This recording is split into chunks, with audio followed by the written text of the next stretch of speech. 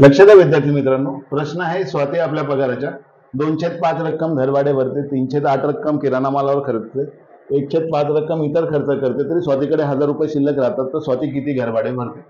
बघा, प्रश्न दिसायला जरी अवघड असला तर प्रश्न सोडवण्याची पद्धत ही अतिशय सोपी आहे. मी तुम्हाला 2 पद्धतीने प्रश्न सोडवून दाखवतो. बघा, तुम्हाला जी योग्य वाटेल त्या पद्धतीचा तुम्ही अभ्यास करा.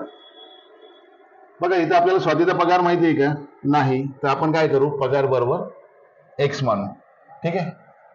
ह्या एक्स मधनं काय करायचंय, तिने केलेला जो खर्च आहे तो आपल्याला वजा करायचा. बघा, पहिला खर्च काय केलाय, घरभाडे. घरभाडे किती भरले, 2/5.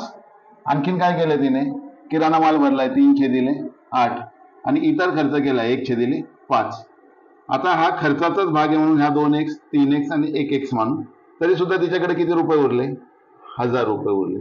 तर प्रश्न विचारलाय की 2/5 जो तिने घरभाडे खर्च केलेला आहे तो एक्झॅक्टली किती केलाय. बघा, याच्यासाठी खूप सोपी पद्धत आहे. काय करावं लागेल, आता इथे छेद समान नाहीत, मग आपल्याला काय करावं लागेल, इथं लसावी घ्यावं लागेल. 8×5 = 40. लसावी हा 40 असणार आहे. या 40ने आपल्याला संपूर्ण कॅल्क्युलेशनला काय करायचंय, गुणायचंय. मग बघा, पहिल्यांदा x आहे, 40 गुणिले x वजा 40 गुणिले 2x/5 वजा 40 गुणिले 3x/8 वजा 40 गुणिले 1x/5 बरोबर 1000 गुणिले 40. बघा, आता 40 गुणिले x बरोबर 40x वजा 5×1=5 8×5 = 8×2 16x वजा 8×1=8 8×5 5×3 15x वजा 5×5 8×5 8x. 40x मधनं हे वजा करायचे बरोबर 40 गुणिले 1000 40,000. ठीक आहे. आता बघा, 16 + 15 31 31 आणि 8 39. हे 39x आपल्याला काय करायचे, 40x मधनं वजा करायचे. 40x वजा 39x बरोबर 40,000. 40 मधनं 39 गेले, राहिला काय x. x बरोबर 40,000 जो असणार आहे स्वातीचा पगार. हा 40,000 काय आलेला आहे, पगार. आता बघा काय म्हटलंय, तिचा जो 40,000 पगार आहे, या पगाराच्या ती किती खर्च करते, 2/5 रक्कम काय करते, घर भाड्यावरती खर्च करते. तर घर भाडं किती, बघा 5×1=5 8×5 8×2 16 आणि हे 3 शून्य म्हणजे 16,000 ती कशावर खर्च करते, घर भाडे.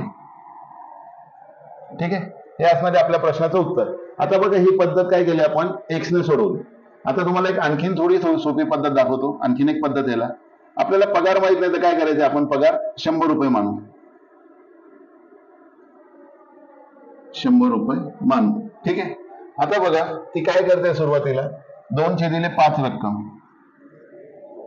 म्हणजे किती पगाराच्या, 100च्या घर भाड्याला खर्च करते. म्हणजे किती रक्कम खर्च करते, 5×5 5×2 10 20×2 40 रुपये घर भाडे खर्च करते. आता बघा, दुसरं काय सांगितलंय, 100 रुपये पगाराच्या 3/8 रक्कम कशावर खर्च करते, किराणा मालावर. ती किती असणार आहे बघा, 4×2 8 4×2 8 4×5 20 25×3 75/2 बरोबर किती आले, 37.5. कशावरती खर्च करते ती, किराणावरती.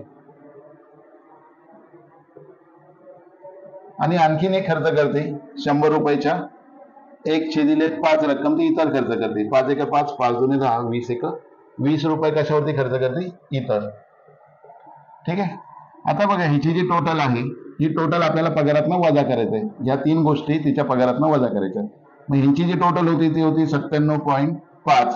जर आपण 100 रुपये तिचा पगार मांडला आणि ती 97.5 रुपये खर्च करते, हा झाला पगार खर्च. उरतात किती, 2.5 रुपये. ठीक आहे. 100 2.5 उरतात, पण त्यांनी किती सांगितले, ही 2.5 म्हणजेच किती रक्कम तिच्याकडे शिल्लक राहते, 1000 रुपये. तर मग आपली 100च्या हिशोबाने तिच्याकडे पगार किती हे काढणं आता अतिशय सोपं आहे. यांचा तिरकस गुणाकार करायचा. काय असणार, 100 गुणिले 1000 भागिले 2.5. हा पॉईंट घालवण्यासाठी आपण एक शून्य वाढवूया. 25×1 = 25 25×4 = 100. इथे आले 400. 400 गुणिले 100 बरोबर 40,000. हा 40,000 काय असणार आहे? पगार.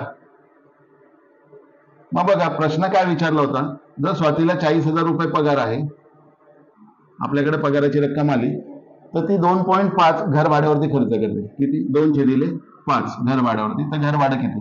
5 एका 5, 8 45, 8 दुने 16, 16 वरती 3 शून्य दिले म्हणजे झाले 16,000.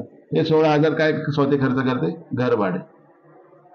बघा दोन्ही पद्धतींमध्ये तुम्हाला जे सोपे वाटेल त्या पद्धतीने तुम्ही हे गणित सोडवू शकता. धन्यवाद.